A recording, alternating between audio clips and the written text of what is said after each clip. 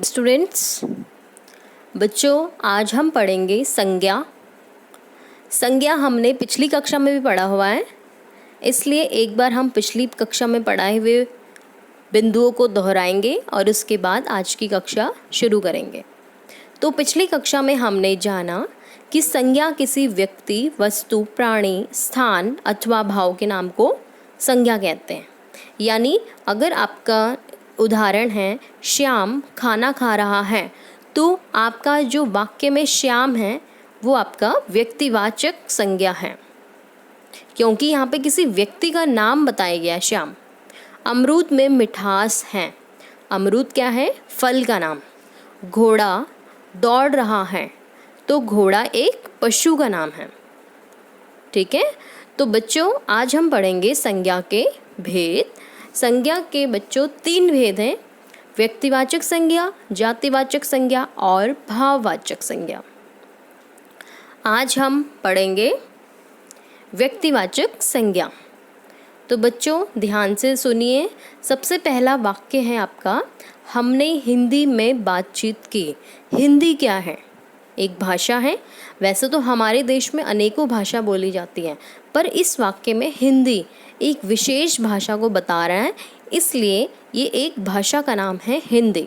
तो हिंदी आपका शब्द जो है वो संज्ञा शब्द है। दूसरा है आपका हिमालय सबसे ऊंचा पर्वत है। तो यहाँ पे आपका हिमालय एक पर्वत का नाम है, इसलिए हिमालय शब्द भी आपका संज्ञा शब्द है।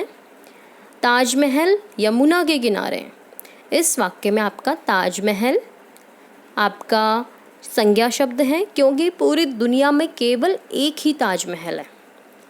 यमुना विशेष नदी का नाम है, इसलिए यमुना भी आपका व्यक्तिवाचक संज्ञा हुआ। यानी कि व्यक्तिवाचक संज्ञा वो जिसमें किसी विशेष व्यक्ति, प्राणी, वस्तु या स्थान के बारे में बात की जा रही हो, उसे कहते हैं व्यक्तिवाचक संज्ञा। ठीक है, आगे बढ़ते हैं। व्यक्तिवाचक के कुछ और उदाहरण देखिए। भारत, भारत देश। वैसे तो बहुत देश हैं, पर एक भारत देश भी है जहां हम रहते हैं।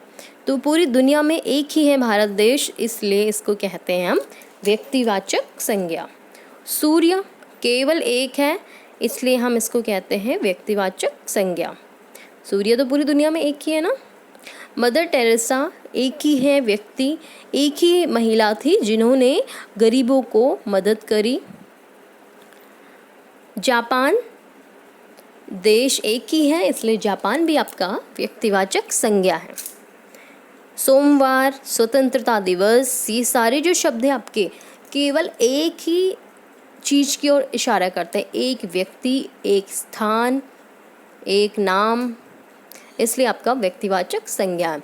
अगर हम बात करें, महात्मा गांधी जी बहुत अच्छे इंसान थे, तो महात्मा गांधी तो एक ही ना पूरी दुनिया में थे, मतलब तो इसमें आपका महात्मा गांधी जी ये नाम आपका व्यक्तिवाचक संज्ञा होगा। अगर हम कहें सचिन तेंदुलकर बहुत अच्छा खेलते हैं, तो सचिन तेंदुलकर भी एक ही है क्रिकेट में, इसलिए उनका ये नाम आपका व्यक्तिवाचक संज्ञा कहलाता है। तो चलिए देखते हैं बच्चों आपको पाठ कितना समझ आया है, आप कितने प्रश्नों के उत्तर सही दे पाते हैं। यहाँ पे संज्ञा शब्द भरने हैं आपको। 2 जानवरों के नाम बताने हैं, कोई भी जानवर। 2 वस्तुओं के नाम, कोई भी 2 वस्तु।